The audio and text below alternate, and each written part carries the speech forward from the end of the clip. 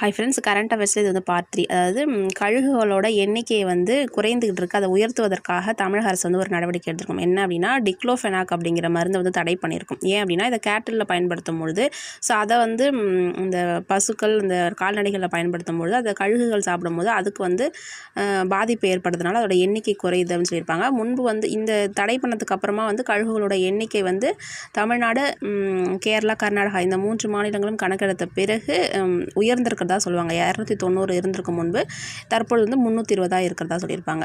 கண்ணீர் புகை குண்டில் பயன்படுத்தக்கூடியது என்னன்னு சொல்லி பார்த்தோம் அப்படின்னா CO2. மினி டைட்டில் பூங்கா எங்கே தொடங்கியிருப்பாங்க அப்படின்னா விழுப்புரம்.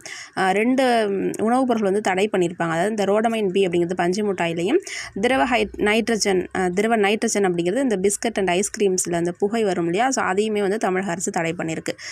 வாக்காளர்கள் அந்த ஓட்டு போடும்போது பயன்படுத்தக்கூடிய அந்த இங்கோட என்ன பயன்படுத்துகிறாங்கன்னா சில்வர் நைட்ரேட். உலக ஜனநாயக